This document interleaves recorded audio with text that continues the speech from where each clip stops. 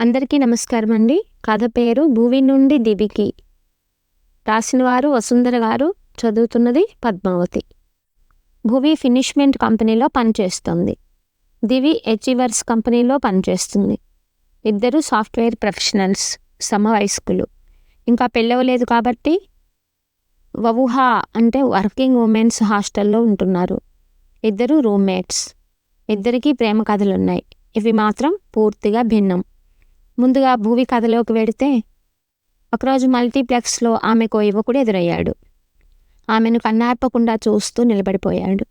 ఇబ్బంది అనిపిస్తే పట్టించుకోకుండా వెళ్ళిపోవచ్చుగా. కుతూహలం భువిని ఆపింది. 1, 2, 3 నిమిషాలు గడిచాయి.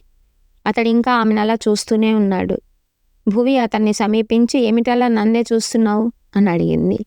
అతను తడుముకోలేదు. ఐ లవ్ యూ అన్నాడు. తెల్లబోయింది భువి. ఏమన్నావు అంది. లవ్ ఎట్ ఫస్ట్ సైట్ అన్నాడతను.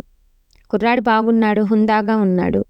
ఒక అపరిచిత యువతికి లవ్ ప్రపోజ్ చేసినా సంస్కారహీనంగా అనిపించలేదు. ఇంట్రెస్టింగ్ అంది భువి. ఇద్దరు ఐస్ క్రీమ్ స్టాల్కి వెళ్ళారు. అక్కడ ఓ బల్ల దగ్గర ఎదురెదురుగా కూర్చున్నారు. వెయిటర్ వస్తే అతడే బటర్ స్కాచ్ ఆర్డర్ ఇచ్చాడు. నాకు బటర్ స్కాచ్ ఇష్టమని నీకెలా తెలుసు అంది భువి. నిన్ను చూస్తే బటర్ను తాకిన ఆహ్లాదం కలిగింది. స్కాచ్లా కిక్కొచ్చింది అన్నాడతను. ఆలోచించి అన్నట్లు కాక అప్రయత్నంగా పలికినట్లుంది ఆ మాట. ఐయామ్ భువి అంటూ అప్రయత్నంగా ఆమె తనను తాను పరిచయం చేసుకుంది. అరుణ్ అంటూ అతడు తనను తాను పరిచయం చేసుకున్నాడు. అతడు ప్రముఖ బ్యాంకులో మేనేజర్. అక్కడున్న 10 నిమిషాల్లోనే తమది 10 ఏళ్ల పరిచయం అనిపించింది భువికి.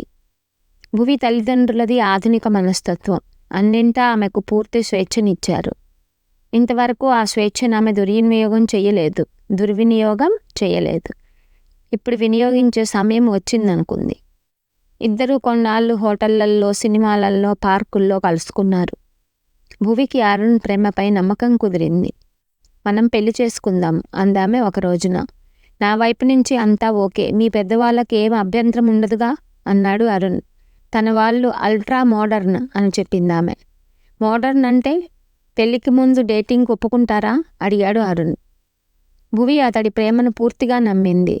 అడగటానికి నాకు ఇబ్బందేమో కానీ ఒప్పుకుందుకు క్షణం తటపాటాయించరు వాళ్ళు అంటూ పచ్చజెండా ఊపింది భువి. ఇద్దరూ మరింత తరచుగా కలుస్తున్నారు. వాళ్ళు ఎప్పుడు, ఎక్కడ, ఎలా కలిసేవారో రూమ్మేట్ దివికి కూడా తెలియదు. వైజ్ఞానికంగా ఎంత ప్రగతిని సాధించినా మనిషి ప్రకృతి ముందు పసిపాలుడే. వరద బీభత్సాలు, భూ ప్రకంపనలన్నీ భరించటంలో ఆఫ్రికా ఎంతో, అమెరికానో అంతే. అలాగే చదువు, తెలివి, జాగ్రత్తలు కూడా ఆడపిల్లను ప్రకృతి ధర్మం నుంచి కాపాడలేవు. అరుణ్తో పరిచయానికి 1 ఏడాది నిండేసరికి భువికి కడుపు పండింది. భువి భయపడలేదు, బెంగెట్టుకోలేదు. ఆ విశేషాన్ని అరుణ్తో పంచుకున్నప్పుడు ఇక డేటింగ్ ఆపి మ్యారేజ్ గ్రీటింగ్స్కి రెడీ కావాలి అంది. అరుణ్ తెల్లబోయి, ఇలా ఎలా జరిగింది అన్నాడు. ఏం జరిగింది, ఎలా జరిగింది అని కాక జరగాల్సిన దానికి పూనుకోవాలి అంది భువి. కానీ నేనింకా మానసికంగా పెళ్లికి సిద్ధంగా లేను అన్నాడు అరుణ్. పోనీ సహజీవనానికి సిద్ధంగానే ఉన్నావుగా. మనం సహజీవనాన్ని పబ్లిక్ చేద్దాం అంది భువి. నీతో సహజీవనాన్ని ప్రకటించటం నాకిష్టమే, కానీ నువ్వంటే నువ్వే. నీ కడుపులో ఉన్నా సరే 3వ మనిషిని నా మనిషిగా నేను ఆమోదించలేను అన్నాడు అరుణ్. భువి దెబ్బతింది. నిన్ను మనస్ఫూర్తిగా నమ్మిన నన్ను అనుమానిస్తున్నావా అంది. ఇలా అంటున్నానని ఏమనుకోకు. నా ప్రపోజల్కు వెంటనే ఒప్పుకోవటం, ఆ తర్వాత సాన్నిహిత్యంలో నీ తీరు, వీటిని బట్టి మగవాడు నీకు కొత్త కాదని నాకు అర్థమైంది అన్నాడు అరుణ్. షాక్ తింది భువి. ఇదే మన డేటింగ్కి నువ్విచ్చే రేటింగు అంది బాధగా. అరుణ్ మాట తప్పిస్తూ, ఇవన్నీ ఎందుకు, అబార్షన్ చేయించుకో అన్నాడు. అప్పటికి తేరుకుంది భువి. నా గురించి అర్థం చేసుకున్నానన్నావుగా, అది అపార్థమనటానికి DNA టెస్ట్ ఉంది అంది. ఆమె గొంతులో ధ్వనించిన నమ్మకం తనలో మాత్రం లేకనా? బిడ్డ నాదే కావచ్చు, కానీ నీకు నేను మాత్రమే అని తేల్చేదెలా అన్నాడు అరుణ్. ఆమె దానికి జవాబు ఇవ్వగలదు, కానీ అతడిది జుట్టు పట్టుకొని బయటకిడ్చే మూడ్. తను చూరు పట్టుకొని వేలాడటం ఎలా? తప్పటడుగు వేసింది. ఒళ్ళు కొవ్వెక్కి కాదు, అతడిపై నమ్మకంతో. అతడితో భావి జీవితాన్ని ఊహిస్తూ ఎన్నో కలలు కంది. అతడేమో అనాదిగా జరుగుతున్న అన్యాయానికి పాల్పడ్డాడు. ఊహించిన ఆఘాతాన్నైతే తట్టుకోగల నిబ్బరం భువికి ఉంది. కానీ ప్రేమికుడనుకున్న అరుణ్ చేసిన ద్రోహానికి తట్టుకోలేక ఓ అర్ధరాత్రి రూంలో ఫ్యానుకు ఉరేసుకోబోయి దివికి దొరికిపోయింది. దివి వ్యక్తిత్వం భువికి భిన్నం. భువి కథ విన్న దివి జాలిపడలేదు, జ్ఞానబోధ చేయలేదు. నువ్వు ఈ రూంలో ఉరేసుకుంటే పోలీసుల చుట్టూ తిరగలేక నేను ఇబ్బంది పడాలి. పోనీ అంటే ఇప్పటికిప్పుడు అది ఈ రాత్రిపూట బయటికెళ్ళటం నీకు కష్టమే మరి అంది. భువి ఏడుస్తూ, చాలా తేలిగ్గా మోసపోయాను. చావు తప్ప ఇంకో మార్గం లేదు నాకు. నీకు ఇబ్బంది లేకుండా నేను చావటానికి నువ్వే ఏదైనా ఉపాయం చెప్పు అంది. మోసం మగాడికి, మోసపోవటం ఆడదానికి సహజ గుణాలు. వాటితోనే ఎలా బతకాలో చెప్పొచ్చేమో కానీ చావుకు ఉపాయాలేముంటాయి అంది దివి. పోనీ ఎలా బ్రతకాలో చెప్పు అంది భువి. నాకు ఏవో ప్రేమ కథ ఉంది, అది చెబుతాను. గడిచిపోయిన దానికి ఉపయోగపడకపోయినా ముందు జాగ్రత్తగా పనికొస్తుందేమో విను అంది దివి. దివి కథలోకి వెడితే, అచీవర్స్ కంపెనీలో ఉద్యోగానికి వెళ్ళినప్పుడు ఆమెను ఇంటర్వ్యూ చేసి సెలెక్ట్ చేశాడు వరుణ్. అతడు ఆమెకు 4 ఏళ్లు సీనియర్. ఉద్యోగంలో చేరిన మర్నాడే అతడు ఆమెను తన ఛాంబర్లోకి పిలిచి, నాకు సూటిగా మాట్లాడటం అలవాటు, నిన్ను చూడగానే లవ్ ఎట్ ఫస్ట్ సైట్, అప్పుడే ఐ లవ్ యూ చెప్పాలనిపించింది అన్నాడు. బాస్ ఇలాగంటాడని ఊహించలేదేమో. దివి తెల్లబోయింది. ఏమనాలో తెలియక ఆమె తికమక పడుతుందని వరుణ్కి అర్థమైంది. నీకిష్టమైతే మా వాళ్ళు మీ వాళ్ళని కాంటాక్ట్ చేస్తారు అంటూ నేరుగా పెళ్లికే ప్రపోజ్ చేశాడు. అంత మర్యాదగా పెళ్లికి, అది అరేంజ్డ్ మ్యారేజ్ తరహాలో ప్రపోజ్ చేసిన అతడి సంస్కారానికి ఆమె ముగ్ధురాలైన మాట నిజం. అయితే ఈ కాలపు కొందరు అమ్మాయిల్లాగే దివి కూడా ఆలోచిస్తుంది. కనీసం 2 ఏళ్లు జాబ్ చేస్తూ జాలీగా గడపాలనుంది. ఆ తర్వాతే పెళ్లి గురించి ఆలోచిస్తాను అందామె. అతడు నొచ్చుకోలేదు. ఇప్పుడు ఆడపిల్లలు ఇలాగే ఆలోచిస్తున్నారు. నా చెల్లెలు కూడా ఇంట్లో ఇదే మాట చెప్పింది. So I can understand. అయితే అందాక మనం ఫ్రెండ్స్గా ఉండొచ్చుగా అన్నాడు. సరేనంది దివి. ఇద్దరూ ఆఫీస్లో వెళ్ళి దొరికినప్పుడల్లా కబుర్లు చెప్పుకునేవారు. బయట హోటళ్లకు, సినిమాలకు, పార్కులకు వెళ్ళేవారు. సాన్నిహిత్యంలో సాంప్రదాయపు పరిమితులు దాటేవారు కాదు. వరుణ్ మిత్రుడు తరుణ్ ఏకకాలంలో 3 గర్ల్ ఫ్రెండ్స్ను మెయింటైన్ చేస్తున్న రసికుడు. సైమల్టేనియస్గా 3? నీకు తప్పనిపించటం లేదా అని వరుణ్ అతని మందలించాడు. రిటార్ట్ ఇవ్వటంలో నేర్పరి కాబట్టే తరుణ్ అంతలా అమ్మాయిల్ని ఆకర్షిస్తున్నాడు. పెళ్లి కాకుండా అమ్మాయిలతో స్నేహం ఒప్పైతే ఆ స్నేహం ఒకరితో అయితేనేం 10 మందితో అయితేనేం అన్నాడతను.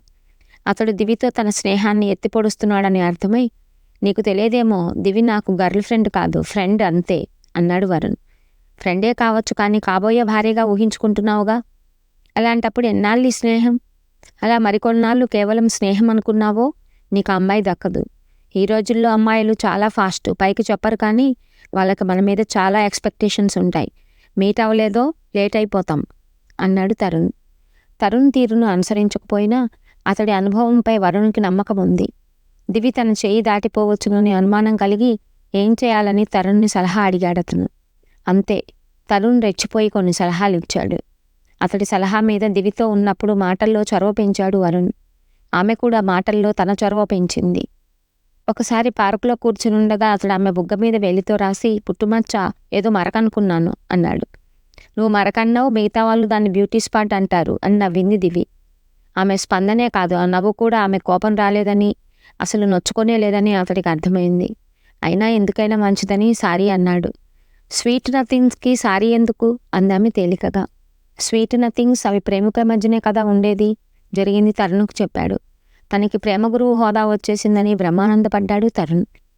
వెరీ గుడ్ జాబ్ అని వరుణ్ మెచ్చుకొని, సందేహం లేదు, తను పడిపోవటానికి రెడీగా ఉంది, నువ్వు అడుగు ఇంకాస్త ముందుకేయాలి అన్నాడు.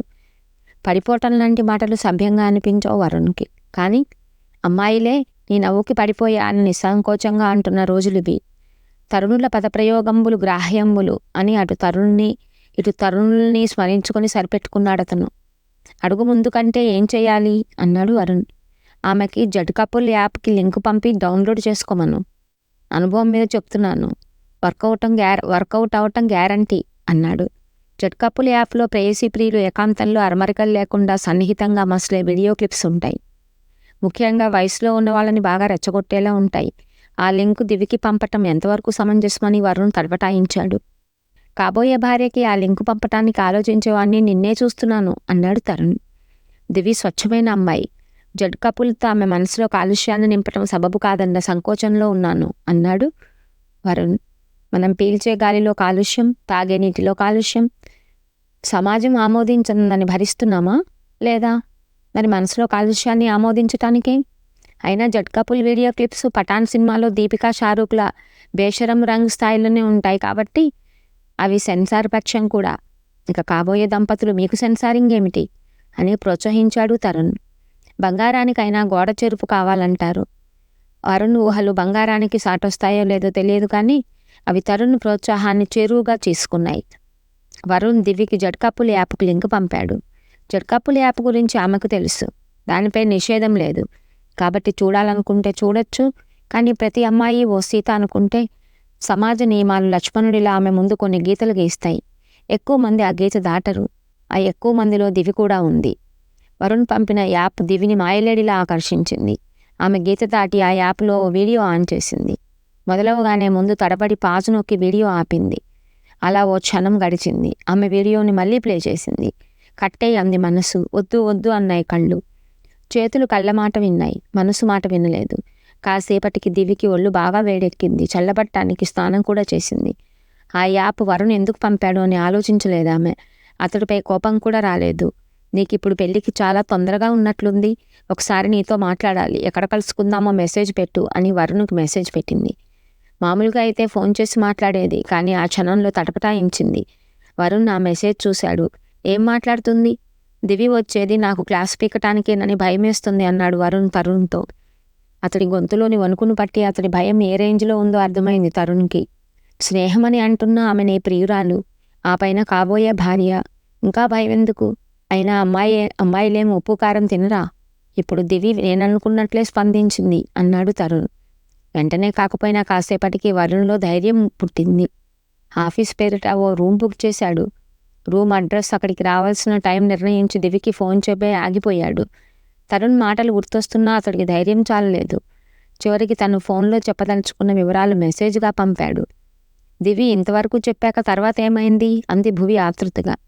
ఆ కథ ధ్యాసలో తన ఆత్మహత్యా ప్రయత్నం విషయమే మర్చిపోయింది ఆమె. మర్నాడు ఆఫీస్కి వెళ్ళాను. వరుణ్ కానీ నేను కానీ ఒకరితో ఒకరం మాట్లాడుకోలేదు. ఆ రోజే వరుణ్ 2 నెలలకి టూర్ మీద వెడుతూ మాట మాత్రం నాకు చెప్పలేదు. ఆ తర్వాత ఇద్దరం ఫోన్లు కూడా చేసుకోలేదు. ఉన్నట్లుండి పరాయి వాళ్ళమైపోయాము ఇద్దరం.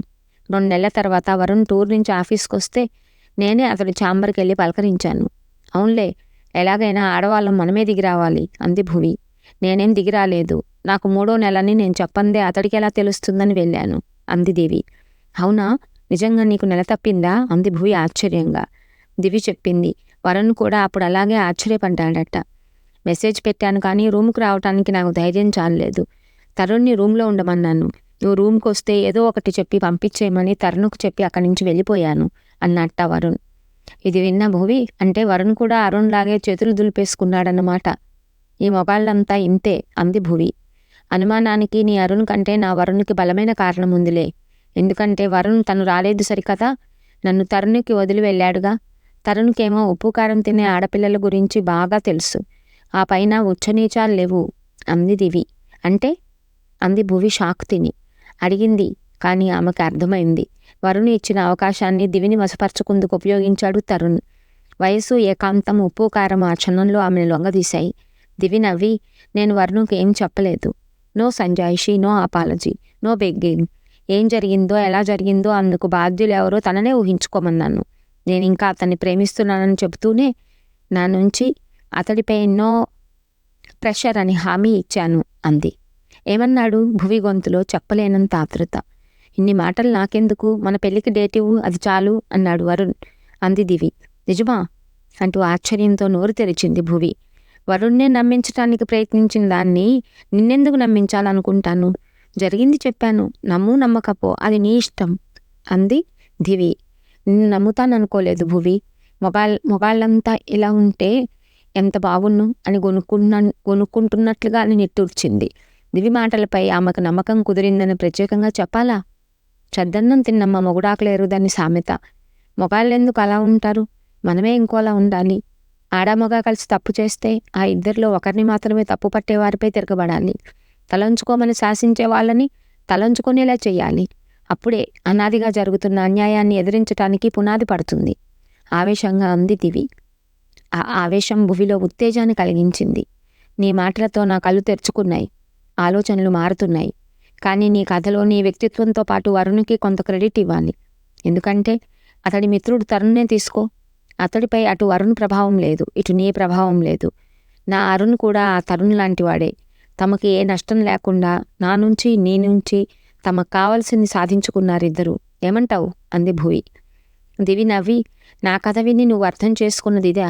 ఉప్పు కారం తినే ఆడపిల్లని ఆ తరుణ్ కోరితే ఉప్పు కారానికి మించి ఇంకేమైనా నా నుంచి అందనిస్తానా దివి ఇక్కడ అంది. మరి నువ్వు వరుణుకి నీకు 3వ నెల అని అది నేను వరుణుకు పెట్టిన పరీక్ష. నా మీదున్న ప్రేమ నమ్మకం అతన్ని ఆ పరీక్షలో నెగ్గించాయి. అదేం పరీక్ష? లేని గర్భాన్ని సృష్టించి ప్రియుడికి చెప్పటం చాలా పెద్ద రిస్క్. అతడు పరీక్షలో నెగ్గటం నీ అదృష్టం. నెగ్గకపోతే ఓ మంచి ప్రియుడిని చేజేతులా దూరం చేసుకునేదానివి అంది భువి. నెగ్గకపోతే తను ఇంకా మంచి ప్రియుడు ఎలా అవుతాడు? జీవితంలో పెళ్లి కాకపోయినా ఐ డోంట్ కేర్ అని దివి ఇంకా ఏదో అనబోతుండగా నా సమస్యకు పరిష్కారం దొరికింది. నేను భువి నుండి దివికి మారాలి అంది భువి దృఢంగా. కథ సమాప్తం.